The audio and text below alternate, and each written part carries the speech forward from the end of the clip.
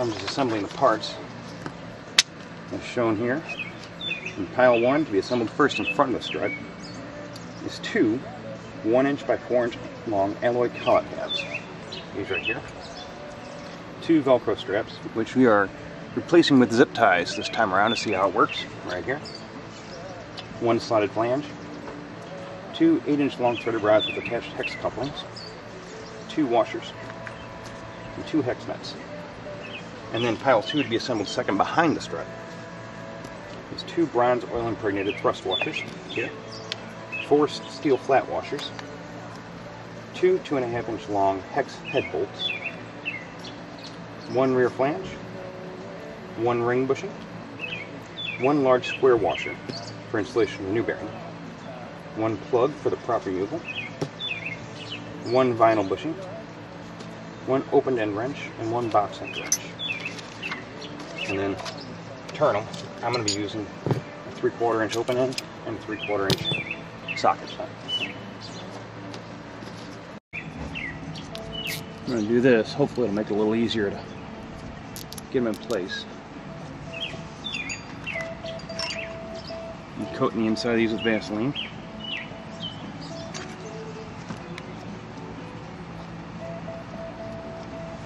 That's good and slippery. I'm going to go ahead and put some on the prop shaft too here. Now, prior to this, I did clean up the prop shaft a little bit, because as you can see, my zinc was sitting right there, so that had to be removed first.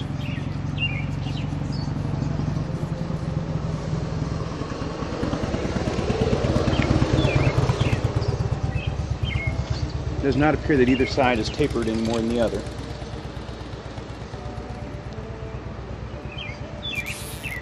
Alright, now we're going to go ahead and set the slotted flange on behind the collet with the larger of the 2 flanges facing the collet. So I'm assuming by larger they mean wider, because that makes more sense, having the bronze bushings going this way than the other direction. And then we're going to slide a thread rod in here, a steel flat washer, and a nut. I'm going to go ahead and put a little Vaseline on this guy, because, well, you can never be too slippery, right?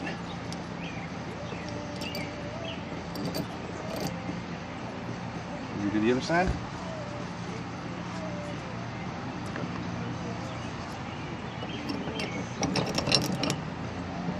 Vaseline.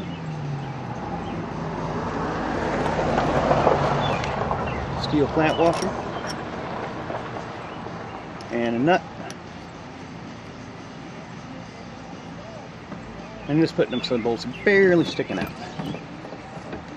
The butt side of that. That looks about right.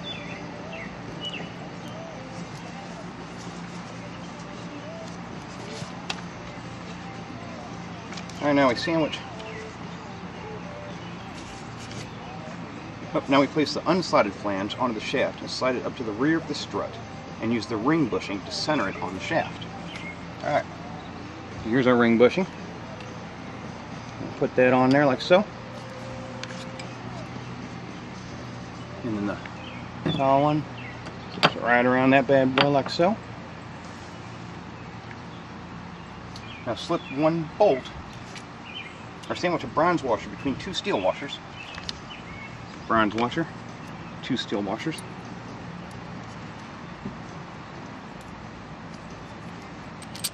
And a bolt.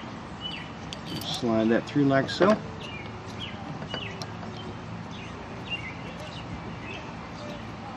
Just put that in there like so. And we'll do the other side. Steel washer, bronze washer, steel washer. You know what? I'm going to go ahead and throw some Vaseline on this bad boy too. Can't hurt.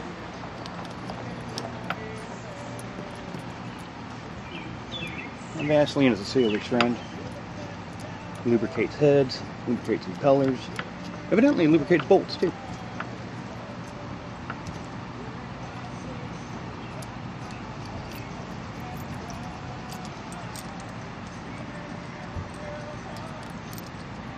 loose. Get it all over the place with that. You can clean it up afterwards.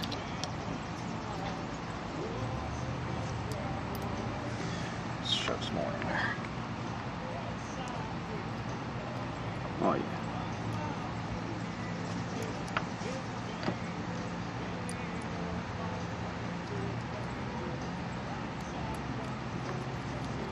Alright. Clean up a little bit.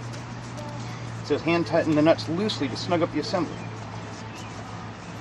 The struts, so that thread rods are parallel to and oriented to the sides of the shaft.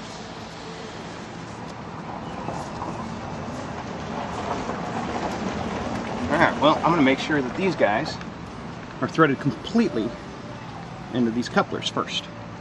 So, got to grab the right size wrench.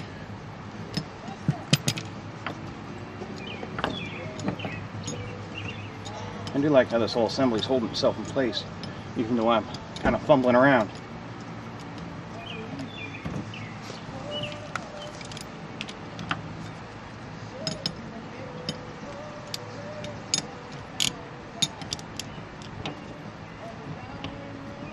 Got that studded in.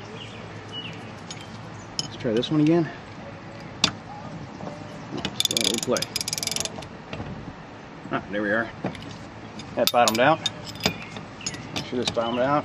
Alright, so those aren't going to move. Now let's continue with the instructions here. Hand tighten the nuts loosely to snug up the assembly to the struts. The threaded rods are parallel to and oriented to the sides of the shaft. I'd say that's parallel. Make sure the collets are oriented so the halves are on each side of the shaft. You already did that. We're going to double check it. It still is.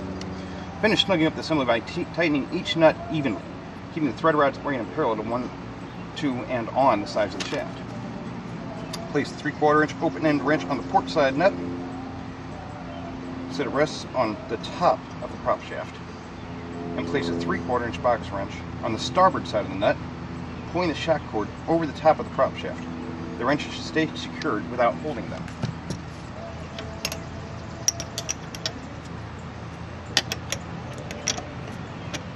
There we go.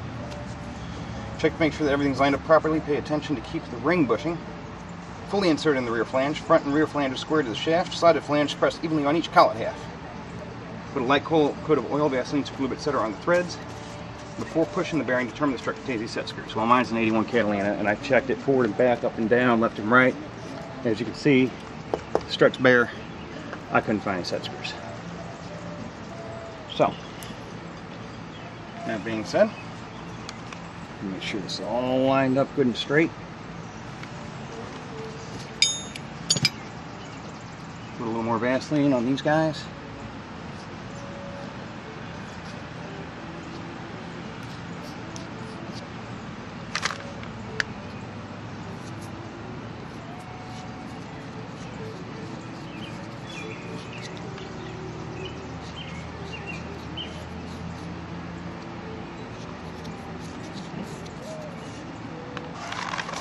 Look at this from a couple different angles.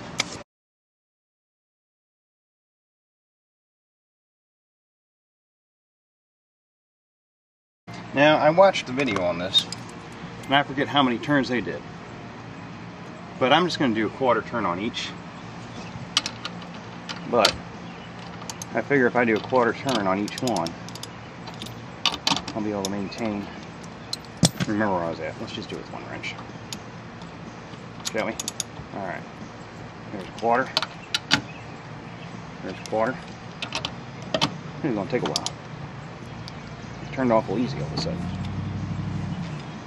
Oh hey, what do you know? They're starting to slide in. Alright. Let's check the distance on this bad boy. It is 8 5/8. And this one is 8 5/8, dead on.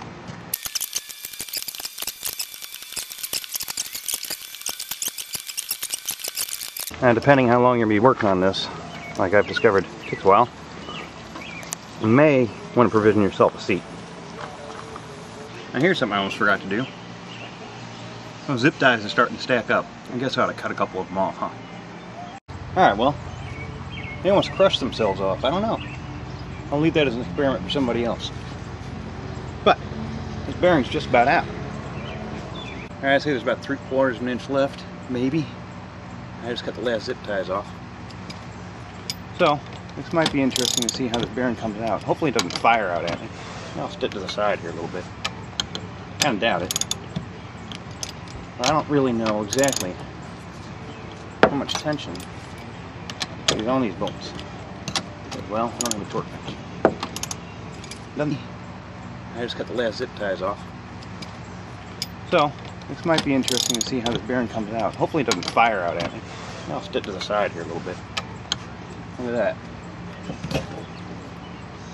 Oh, now that's a bad bearing. I don't know if you can see the inside of that or not. You gotta say again, that was pretty slick.